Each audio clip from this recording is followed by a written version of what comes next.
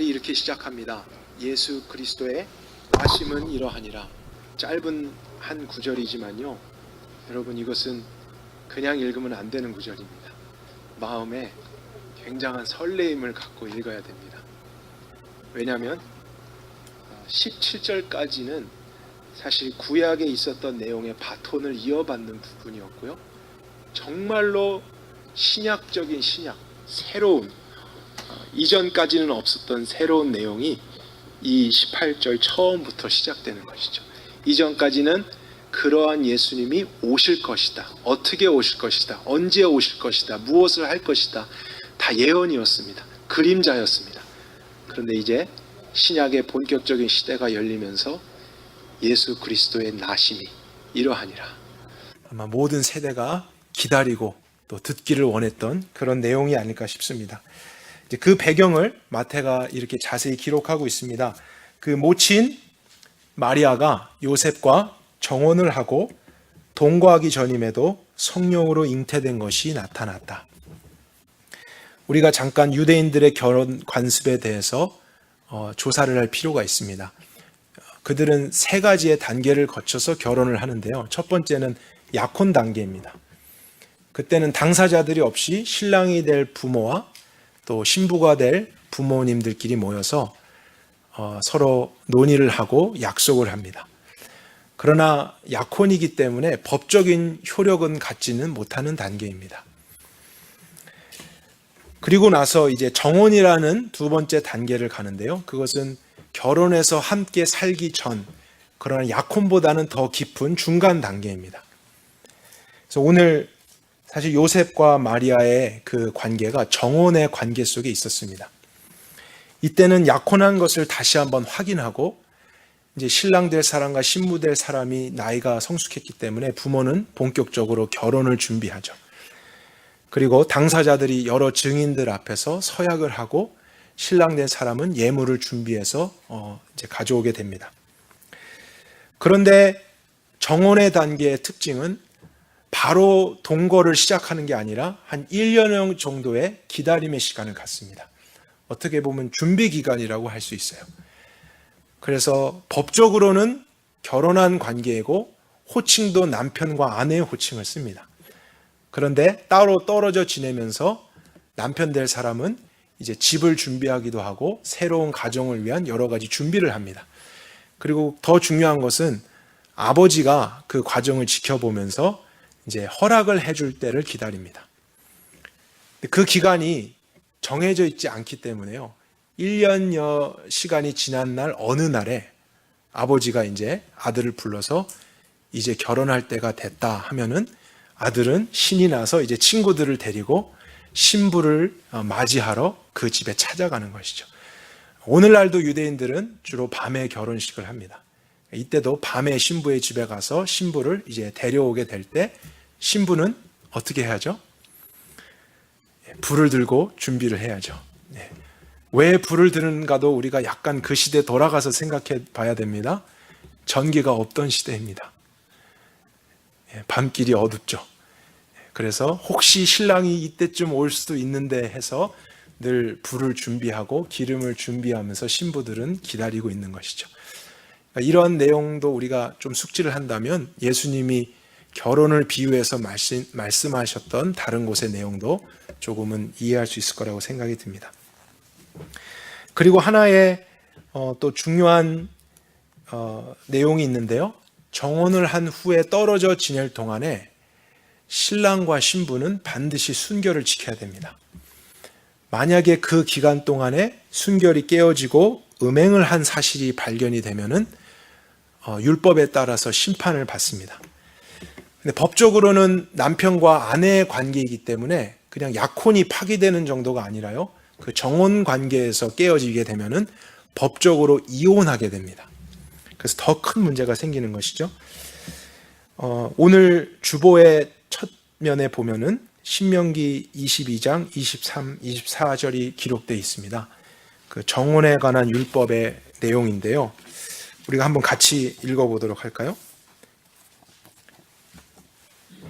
신명기 22장 23절 24절 우리 같이 한 목소리로 읽겠습니다. 시작.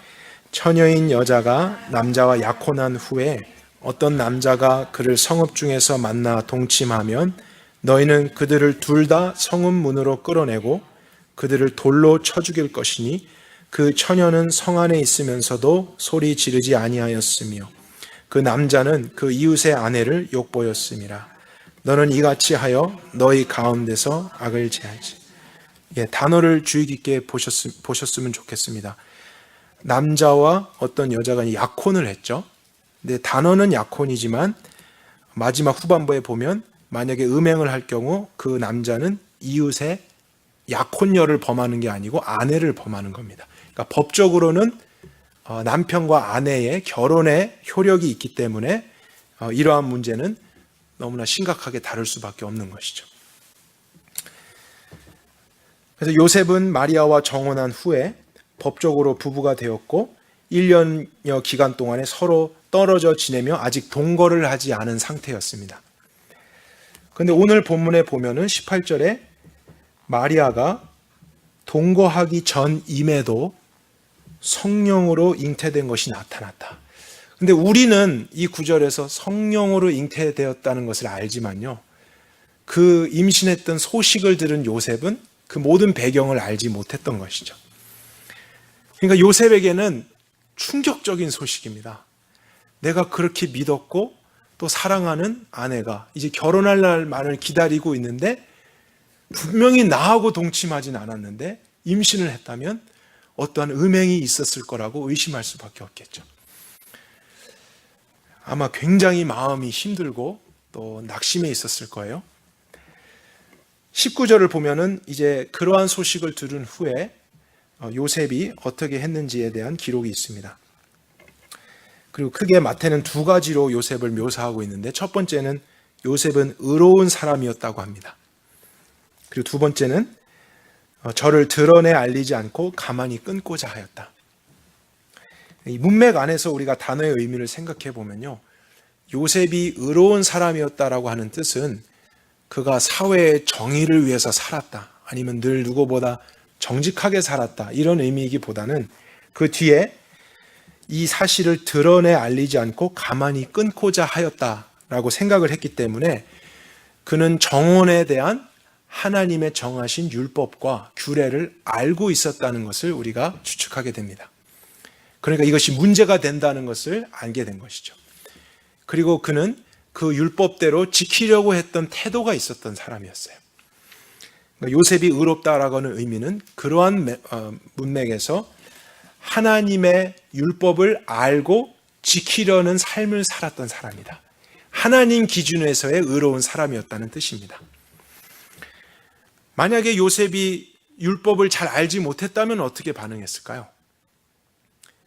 그냥 아내 될 사람이 임신을 했다, 화가 나서 싸우기도 했겠지만 그래도 사랑하니까 결혼을 하지, 이렇게 생각을 했을 수도 있겠죠. 아니면 율법은 알았는데 그것을 지키려는 태도가 없었다. 그러면은 그것에 대해서 걱정을 하지만 그래도 지금까지 가족들도 인사를 했고 예물도 다 바쳤고 많은 시간을 들였는데 이제 와서 취소하는 건 어려우니까 어떻게든 숨기고 율법은 그렇다 해도 결혼을 해야지, 이렇게 결정을 했었을 수도 있겠죠. 근데 성경은 요셉이 의로운 사람이었다 그래요. 고민을 하는 거예요. 근데 여러분, 유대인들은 이 당시에 남자는 만 13세 정도, 여자는 12세 정도부터 결혼을 할 수 있었습니다. 그러니까 요셉의 나이는 굉장히 어렸습니다. 아무리 많아도 20살이 되지 않았을 거예요. 오늘날 고등학생 정도예요. 우리 예지 정도? 그 정도의 요셉이 자신의 인생의 큰 위기가 같은 상황이 앞에 왔을 때 그는 자신의 생각이나 어떠한 것으로 하려고 하지 않고 먼저 하나님의 말씀을 떠올렸다. 굉장히 특별한 사람이었어요. 그리고 그 말씀 가운데 고민하고 지키려 했다. 하나님 보셨을 때 의로운 사람이었다는 것이죠. 그런데 19절에서 우리가 한 가지 또 발견하는 것은요, 그는 의로운 사람이었을 뿐만 아니라 이 사실을 드러내 알리지 않고 조용히 가만히 끊고자 했다. 조금 더 문자적으로 번역을 하면요, 마리아를 수치스럽게 하고 싶지 않아서 조용히 그녀를 보내려고 계획했다. 이렇게 번역할 수 있습니다. 요셉의 중요한 특징은 그가 율법을 알고 지키려고 했지만 그는 단순히 율법에 있는 표면적인 내용만을 기계적으로 지키는 율법주의자는 아니었습니다. 분명히 율법 가운데 생각하고 지키려고 했지만 그것을 행하려고 했을 때에 자신이 사랑했었던 아내가 돌로 쳐 죽임을 당해야 된다는 상황을 알게 되자 그는 그 죄인을 향한 긍휼한 마음을 가졌어요. 그래서 법대로 하는 것이 맞지만 그랬다가는 이 여자가 사람들 앞에 수치스러움을 당하고 죽임을 당할 텐데, 그러한 생각을 하게 된 것이죠.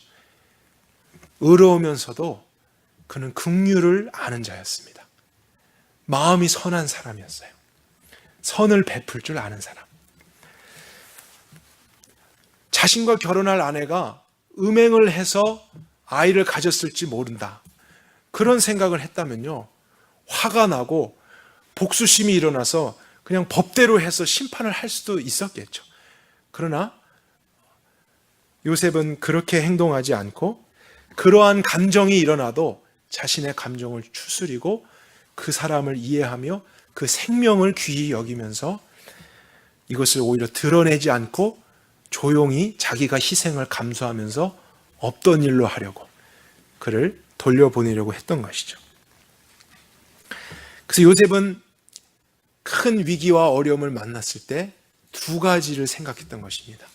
하나님의 말씀대로 율법대로 할 것인가, 아니면 율법이 그러하지만 나의 선한 양심을 쫓아서 생명을 구하려고 할 것인가.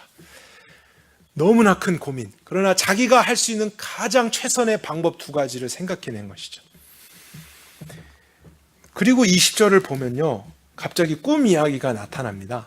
그리고 이 일을 생각할 때에 그가 꿈을 꾸었다라고 하는데, 이 단어도 원래 의미는 그가 어떠한 문제에 대해서 심히 고민했을 때에, 이렇게 번역할 수 있습니다. 그러니까 이것은 제 개인적인 의견인데요, 요셉이 너무 고민을 했던 것 같아요.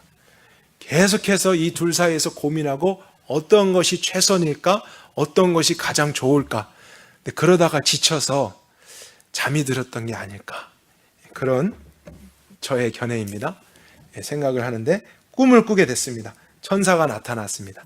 그리고 요셉에게 20절 같이 이야기하죠. 다윗의 자손 요셉아, 내 아내 마리아 데려오기를 무서워 말라. 여러분, 근데 이 천사의 메시지는 요셉으로서는 감당할 수가 없는 충격적인 메시지였어요. 원래는 요셉이 하려고 했던 최선의 두 가지 방법이 있지 않았습니까? 율법대로 하든지 아니면 조용히 돌려보내든지 아무런 문제 없이. 근데 천사가 전해주는 메시지는 뭐냐면 음행해서 아이를 가졌을지 모른 그 임신한 여인을 너의 아내로 삼으라는 거예요. 그거는 자기가 생각해놓은 옵션에 없는 내용입니다. 그리고 요셉 자신에게는 너무나 힘들고 수치스러울 수 있는 일이죠. 임신한 사람을 아내로 데려오다니요. 이거는 가문의 수치가 될 수도 있습니다. 어른들의 눈치도 있겠죠. 최악의 시나리오입니다. 혹시 물론 덮어두고 그냥 데려온다 할지라도 나중에 아내가 임신했다는 사실이 알려지게 되면은 오해가 생길 수 있습니다. 이 두 자녀들이 원래는 동거하고는 안 되는 정혼 기간에 있었는데 혹시 몰래 동침한 거 아니야? 그래서 아이를 미리 가진 거 아닌가? 만약에 그런 오해가 풀리지 않으면요, 마리아뿐만 아니고 요셉도 율법에 따르면 돌로 쳐 죽임을 당해야 됩니다. 자기에게는 가장 큰 희생과 손해와 무서움과 두려움과 위기를 당할 수 있는 내용입니다. 그래서 원래 이것을 실감나게 보려면요, 사실 영어로만 봐도 그렇게 다가오는데 천사는 처음에 이렇게 얘기했어요. 어순이 이랬습니다. 다윗의 자손 요셉아, 무서워 말라. 내 아내 마리아를 데려오는 것을. 왜냐하면 이 사실이 무서움의 내용이라는 것을 알았기 때문이죠. 근데 한글은 어순을 바꿔서 뒤에다 놨기 때문에 지금 요셉이 어떠한 심정일지를 정확하게 표현을 못했습니다. Fear not 이렇게 시작합니다. 두려워하지 말아라. 앞으로 전해질 그 말에 대해서. 그러나 요셉은 두려워했을 것입니다. 생각지도 못한 최악의 상황, 내 인생이 송두리째 무너질 수 있는 상황, 나에게 가장 중요한 결혼이라는 일, 또 패밀리와 패밀리가 만나게 되는 이 일에 어쩌면 가장 큰 아픔과 상처가 될 수 있는 이 어려움을 어떻게 해야 하는가? 그런데 하나님은 내가 생각지 못한 길로 자신을 인도하시려고 하는 그러한 생각이 있다는 것을 그가 깨닫게 된 것입니다. 그리고 나서 천사는 요셉에게 계속해서 메시지를 줍니다. 심한 충격을 받았을 그에게 마리아가 임신했음에도 불구하고 왜 그녀와 결혼을 해야 되는지를 설명하기 시작하죠. 그래서 20절 마지막에도 내 아내 마리아 데려오기를 무서워하지 말 것은 그가 잉태된 것은 음행으로 말미암은 게 아니라 성령으로 말미암은 것이기 때문이다. 설명을 합니다. 그리고 21절엔 아들을 낳을 것이고 그 이름을 예수라 할 것이다. 그가 자기 백성을 저희 죄에서 구원할 것이다. 그리고 더 확실하게 22절에 이 모든 하나님의 의도된 것은 구약에 있었던 한 선지자의 예언을 성취하기 위함이라는 것을 깨닫게 해줍니다. 23절에 보면 이것이 이사야서 7장 14절의 말씀입니다. 보라, 처녀가 잉태하여 아들을 낳을 것이요 그 이름을 임마누엘이라 하리라 하셨으니 이를 번역한즉 하나님이 우리와 함께 계심이라. 요셉은 의로운 사람이었죠. 근데 그 의롭다는 것은 하나님의 말씀을 잘 알았다는 것이죠. 그리고 그 말씀을 지키려는 태도가 있다는 사람이었습니다. 그러니까 이러한 천사의 메시지를 들을 때 자기 눈앞에 보여지는 일이 그냥 이상한 어려움, 또 감당할 수 없는 그런 내용만이 아니라 어쩌면 구약시대 때부터 하나님이 말씀하셨던 그 예언과 관련된 중요한 하나님의 뜻일 수도 있겠다라는 것을 요셉은 깨닫기 시작했을 거예요. 그리고 어쩌면 이런 요셉이었다면 그도 이 당시에 많은 사람처럼 하나님께서 메시아라는 존재를 보내서 이스라엘을 구원하실 거다라는 그 메시아에 대한 열망과 기다림을 가지고 있는 청년이었을지도 모릅니다. 근데 그런 그에게 메시아에 태어날 것을 말씀하셨고 지금 이 일이 그것과 연관된 일이라는 것을 듣게 하셨고 처녀, 아들, 예수, 구원자, 임마누엘 이사야서에 있는 그 내용들의 단어를 들었을 때 어쩌면 요셉은 그 언약을 그 약속을 생각했을지도 모릅니다. 그런데 아마 한 가지는 요셉에게 굉장히 새로운 내용이었을 것 같습니다. 그것은 21절에 있는 내용입니다. 아들을 낳으리니 그 이름을 예수라 하라. 예수라는 구원자가 올 것을 말씀하시면서 이는 그 목적을 이야기하십니다.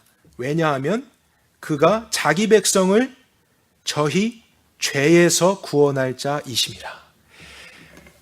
이 세상의 구원자로서 예수님께서 오실 것인데 그분이 오셔서 하실 일이 무엇이냐면 사람들을 죄로부터 구원하는 일을 하신다는 거예요. 근데 여러분 우리가 이 내용을 자세히 보아야 됩니다. 왜냐하면 많은 사람들이 예수님을 구원자라고 믿고 예수님을 구원자라고 고백을 하지만 잘못된 구원관을 가지고 계신 경우가 많아요. 특히 오늘날 같은 시대 가운데는 그러한 경향들이 많이 있습니다. 그래서 구원을 생각할 때 쉽게 우리가 떠올리는 것은 예수 천당, 불신 지옥 이 단어를 떠올릴 때가 많습니다. 예수를 안 믿으면 지옥 가는 것이고 형벌받는 것이고 예수 믿으면 천국 가는 것. 이 자체만을 구원으로 생각하며 그러한 구원관을 가지고 나는 구원을 받았다. 아니면 예수를 믿고 있다. 이렇게 고백을 할 수 있습니다. 근데 여러분 성경을 자세히 보십시오. 21절에 하나님이 말씀하신 구원은 그런 것이 아니었어요. 예수님께서 자기 백성을 죄에서 구원하신다 그랬지 죄의 형벌에서 구원하신다고 하지 않으셨습니다. 지옥 갈 사람을 천국으로 보내겠다 이런 구원을 말씀하시지 않으셨어요. 그리고 놀라지 마십시오, 여러분. 우리는 예수천당 불신지옥이라는 말을 많이 들었지만 성경 66권 전체 창세기부터 요한계시록을 천천히 살펴보면요, 단 한 구절도 구원을 그렇게 설명하지 않았습니다. 단 한 구절도 구원이라는 것은 지옥 갈 형벌을 받아야 되는데 죽으면 천국 가게 되는 것이다 라고 설명한 구절은 없습니다. 그것은 잘못된 구원관입니다. 성경에서 하나님께서 말씀하신 구원은 무엇이냐면 죄 자체로부터의 구원입니다. 그러니까 지옥에 가게 될 사람이 천국을 가게 되는 것은 엄밀한 의미로 구원이 아닌 구원의 결과입니다. 구원을 경험한 사람이 육신이 죽어서 나중에 가게 되는 곳이 천국이냐 지옥이냐로 나눠진다는 사실이죠. 그러나 하나님께서 예수 그리스도를 이 땅 가운데 사람의 몸으로까지 보내셔서 온 우주 만물은 말씀만으로도 만드실 수 있었던 분이 이러한 방법으로까지 구원자를 세상에 보내신 이유는 그들로 하여금 죄의 권세로부터 구출되고 이제는 하나님의 백성으로서 살아가게 하는 그 일을 하시기 위해 오셨다는 것이죠. 죄를 짓지 않는 존재로 만드시기 위해서 이 땅에 오셨다는 것입니다. 죄의 종로를 타면서 여전히 어쩔 수 없이 죄를 지으면서 살아갈 수밖에 없는 이 불쌍한 영혼들을 위해서 예수님이 오셔서 구원을 이루시겠다는 것이죠. 죄로부터의 구원. 만약에 기독교가 이러한 구원을 깨닫지 못하고 믿지 못한다면요, 우리는 이 세상에서 가장 비참한 종교로 떨어지고 말 것입니다.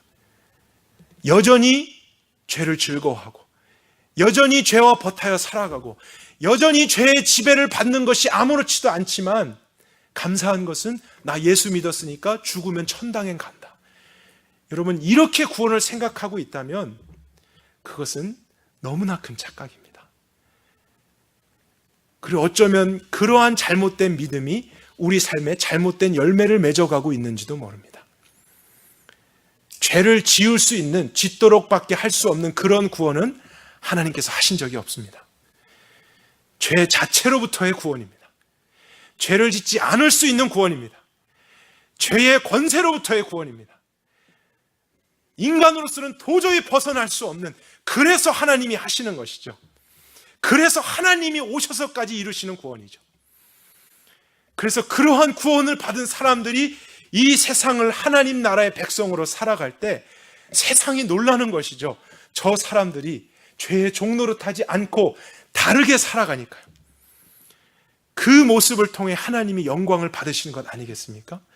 그래서 구원의 궁극적인 또한 목적은 하나님의 영광입니다. 우리가 죄로부터 벗어나서 죄를 지을 수밖에 없는 불쌍한 존재가 정말 하나님의 기적적인 은혜로 의를 행하는 의인으로 살아가게 되는 이 놀라운 일들, 하나님이 하시는 것이죠. 구원자는 그 목적을 위해 오셨습니다. 그런데 여러분, 21절을 우리가 한 번 더 주의 깊게 보면은 또 한 번 생각해야 될 일이 있습니다. 한글로는 저희 죄에서 구원할 자, 이렇게 죄라고 하는 단어를 단수 명사로 사용했습니다. 근데 혹시 영어 성경이 가지신 분들이나 또 원래의 단어대로 보면은 번역을 하면 복수 명사로 됩니다.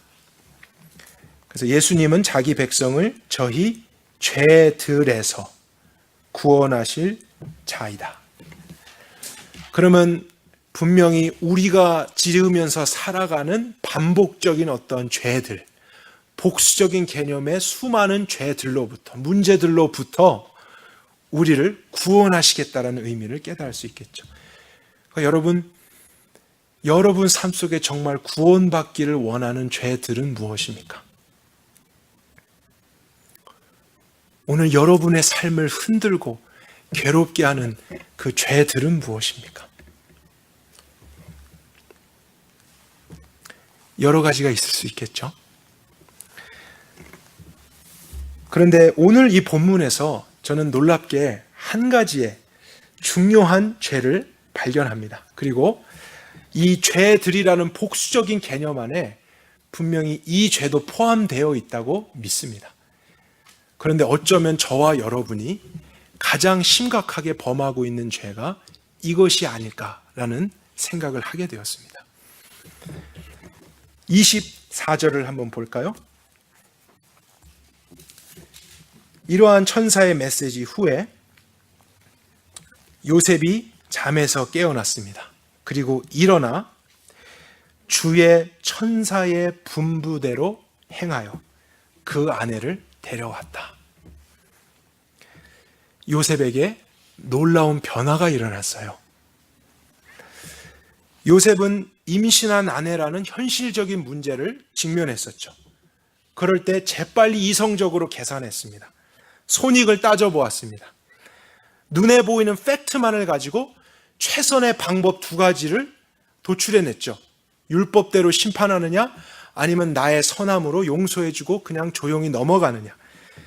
그 두 가지의 방법 안에서 고민하다가 잠이 들었었습니다. 여러분,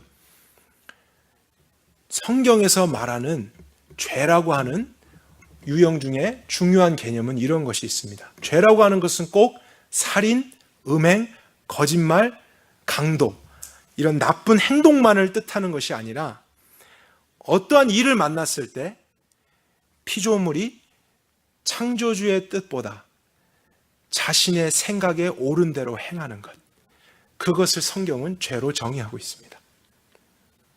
어떠한 문제와 상황을 만났을 때 보여지는 팩트와 나의 이성과 지식과 경험에 근거해서 최선의 결론을 내고 거기에서 선택하며 살아가는 것, 그것이 아무리 선한 일을 하는 것이라 할지라도 성경은 죄라고 정의하고 있습니다.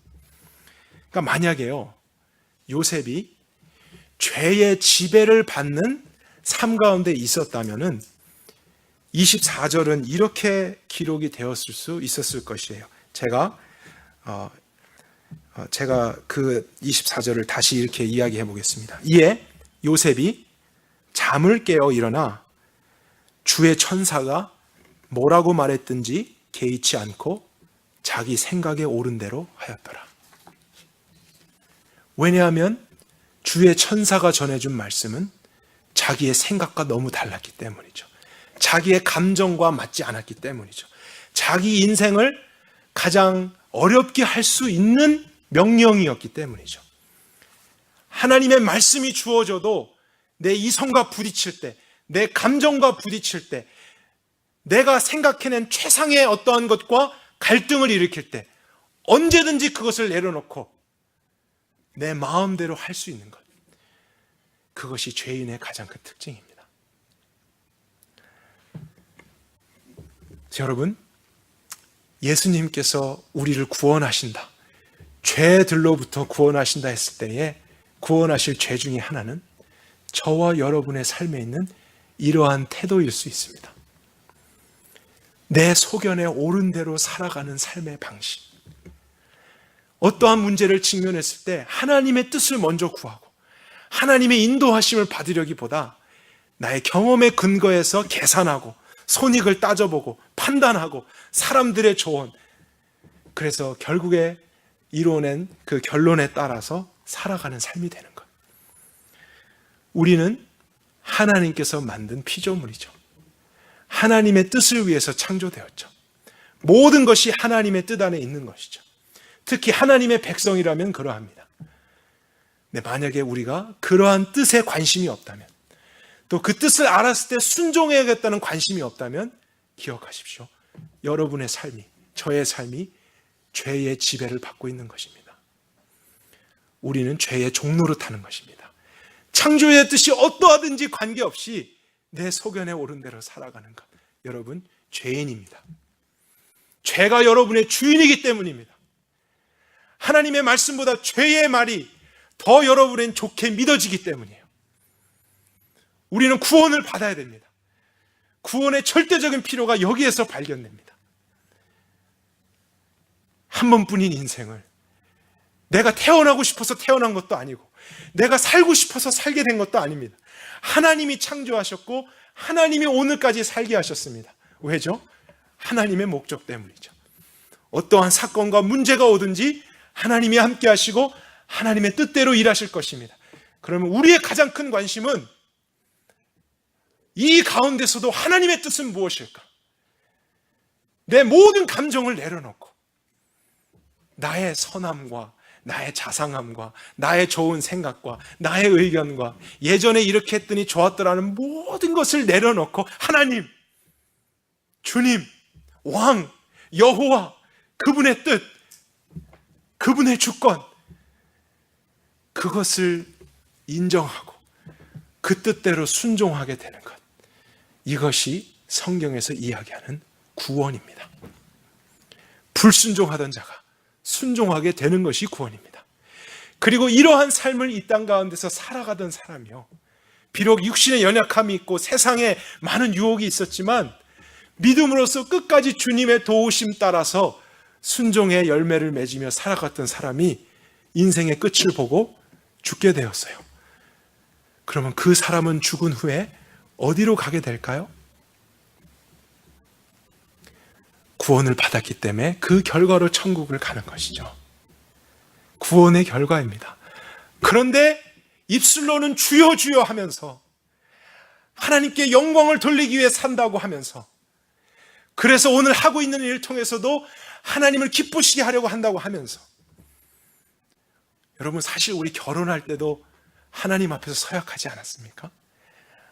하나님 때문에 결혼한다고, 하나님이 만나게 해주셨다고, 이 가정의 주인은 하나님이시라고. 그렇다고 하면서도 아무런 마음의 양심에 거리낌 없이 나는 죄를 지어도 연약해도 아멘입니다. 예수님이 용서하십니다. 예수님이 나의 죄를 위해 죽으셨습니다. 나는 더 이상 형벌 받지 않습니다. 정죄 없습니다. 구원 받았습니다. 나는 완벽할 수는 없지만 그래도 죽으면 천국 갈 확신이 있습니다. 여러분, 잘못된 것입니다. 그런 구원은 없습니다. 예수님은 그러한 비참한 삶을 위해서 죽으신 게 아닙니다. 연약하지만 하실 수 있도록 하는 구원을 오늘도 하고 계십니다. 그래서 구원은 과거형이 아니죠. 오늘도 구원하시는 예수님이 계신 것이고 내일도 우리를 구원하실 분이 예수님이신 것입니다. 예수님이 하십니다. 여러분, 오늘날 이 시대가 보기를 원하는 구원은 바로 그런 것이 아니겠습니까? 왜 세상이 많은 교회들을 손가락질하죠? 왜 많은 사역들을 보면서 그들이 비판을 하고 있죠? 왜 세상의 심판대 앞에서 교회와 믿는 자들이 심판을 받아야 되죠? 잘못된 구원관을 가졌기 때문이에요. 성경적이지 않은 믿음으로 내가 믿고 싶은 대로 믿었기 때문일 수 있습니다. 내가 믿고 싶은 예수님을 바라보고 생각했기 때문일 수 있습니다. 우리 교회들이 정말 회개해야 됩니다. 저희 교회부터도 이 관점으로 돌아가야 됩니다. 내가 원하는 우리의 소견대로 이 교회가 운영돼서는 절대로 안 됩니다. 그것은 죄입니다. 하나님의 뜻을 구하지 않고 어떤 일을 하는 것도 죄입니다. 심지어 이웃을 돕는 것도 죄입니다. 하나님께 묻지 않고 행하는 모든 것은 아무리 신령한 것을 한다고 할지라도 죄입니다. 죄의 지배를 받는 교회들이 이 시대에 얼마나 많습니까? 저는 선함 침례교회가 그렇게 되지 않기를 원합니다. 저부터도 그렇게 되지 않기를 원합니다. 예수님께서 오늘도 저를 구원해 주시길 원합니다. 어떠한 문제를 만났을 때 내 속에서는 비명을 지르고 또 이것에 대한 빠른 나의 계산들이 돌아가지만 그러한 감정들을 내려놓으면서 믿음으로 누르면서 주님, 그래도 이 상황에 주님의 뜻은 무엇이죠? 주님 구원해 주십시오. 주님 보여주십시오. 순종하길 원합니다. 내 뜻대로 마옵시고 아버지의 뜻대로 되길 원합니다. 하늘에서 뜻이 이루어진 것처럼 땅에서도 주님의 뜻만이 이루어지길 원합니다. 예수님이 이 땅에 오신 목적, 우리를 이 죄로부터 구원하기 위해서입니다. 여러분, 우리 삶을 가장 힘들게 하는 것, 어쩌면 문제가 아닐 수 있습니다. 어려운 상황이 아닐 수 있어요. 우리 삶을 가장 괴롭게 하는 것은 문제가 있고 상황이 있는데 거기에서 하나님의 뜻을 구하지 않는 나의 믿음 없음 때문일 수 있습니다. 내 소견에 옳은 대로 행하는 잘못된 판단이 때문일 수 있습니다. 그래서 우리는 모든 일에서, 정말 예외가 없습니다. 모든 일에서, 복수의 개념이죠. 모든 죄들로부터 예수님께서 이루시는 구원을 받아야 됩니다. 그래서 우리는 이러한 구원을 매일매일 갈망해야겠죠. 네, 어떤 사람은 이 말씀 후에 저에게 이렇게 질문하실지도 모르겠어요. 그럼 목사님, 우리가 그런 하나님의 뜻을 구체적으로 듣기 위해서 요셉처럼 우리도 오늘 꿈을 꿔야 되지 않겠습니까? 네. 그래야 하나님의 뜻을 알지요. 이렇게 말씀하실 분이 계실지도 모르겠습니다. 네, 여러분, 제가 간단하게 결론을 말씀드리면 그러실 필요 없습니다. 왠지 아세요? 왜냐하면 오늘 요셉이 들은 꿈에서의 내용은 새로운 게 아니었어요. 이사야서에 있는 내용이었어요. 이미 하나님께서 오래전에 다 기록해 주시고 말씀해 주셨던 예언들이었습니다. 그런데 어쩌면 그가 몰랐을 수 있어요. 아니면 알았었는데 잊어버렸을 수 있어요. 하나님이 하신 일은 생각나게 하신 겁니다. 그리고 그것을 연결시켜 주신 거예요. 그리고 이 상황 속에서도 예수님이 하시는 그 구원이 무엇인가를 깨닫게 해주신 것이었어요. 여러분, 기억해 보십시오. 요셉이 이 꿈을 꾸기 이전에는 자기의 생각 두 개 안에서 고민했습니다. 죄인입니다. 하나님의 뜻 없이 자기가 고민하고 자기의 가장 옳은 대로 행하려 하는 죄인입니다. 그런데 이 꿈을 꾸었어요. 이 꿈 안에는 하나님의 메시지, 특별히 복음의 내용이 있었어요. 태어나실 예수님, 구원하실 예수님, 죄로부터 구원하실 내용, 복음 자체였어요. 그런데 이 메시지를 들은 후 요셉은 바뀌었죠. 자기의 모든 뜻을 내려놓고 자기 마음대로 행했던 죄를 내려놓고 그는 하나님의 뜻대로 순종하게 됩니다. 변화되었죠. 저는 이것을 감히 이렇게 이야기하고 싶습니다. 요셉이 구원을 받았습니다. 여러분, 요셉도 구원을 받아야 될 사람입니다. 성경은 요셉이 얼마나 의로운 사람인가를 이야기하려는 게 아니에요. 요셉이 얼마나 선해서 이러한 일이 있어도 아내에게 화내지 않고 조용히 보내주려고 했는가, 이것을 이야기하고 싶은 게 아닙니다. 요셉 삶 자체 안에서도 아직 태어나시지도 않았지만 그분에 관련된 말씀이 그를 변화시키고 그 복음이 그로 하여금 이러한 일을 할 수 있게 했다. 요셉도 구원받았다. 요셉도 하나님의 말씀에 순종하게 되었다.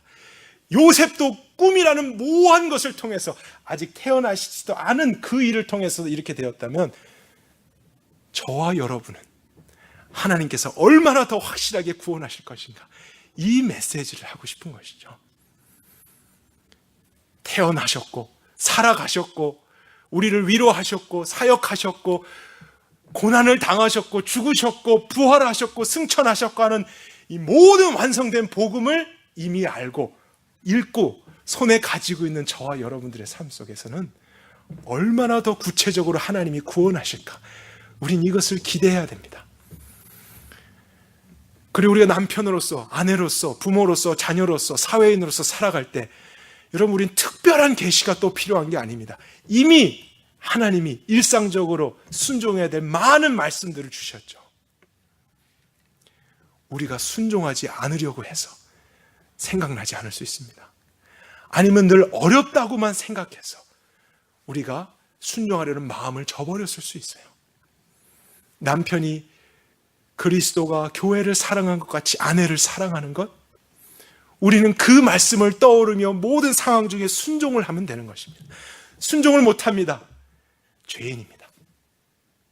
죄의 지배를 받는 것이죠. 주님, 구원해 주십시오.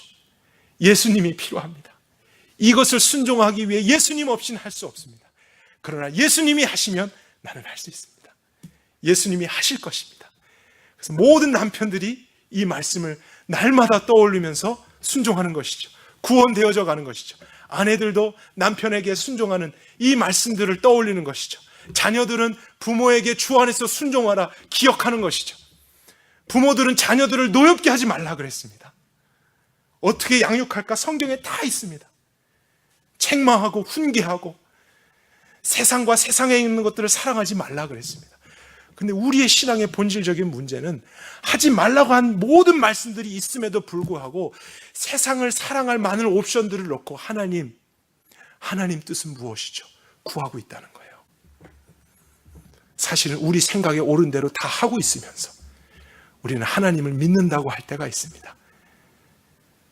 죄의 지배를 받는 것이죠. 죄의 종이 된 것입니다. 그래서 우리의 모든 일상이 이미 하나님이 주신 이 기록된 말씀으로도 충분히 구원을 받을 수 있습니다. 아멘이십니까? 하나님이 오늘도 이 말씀을 여러분 안에 계신 성령님으로 말미암아 생각나게 하실 것입니다.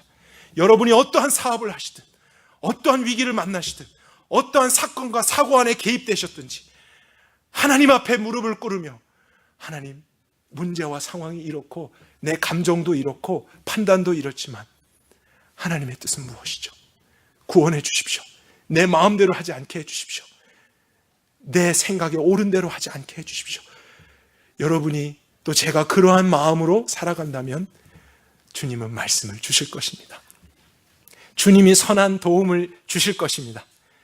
주님이 그러한 구원의 길을 열어주실 것입니다. 그래서 우리는 날마다 요셉이 구원받은 것처럼 우리도 구원되어져 갈 것입니다.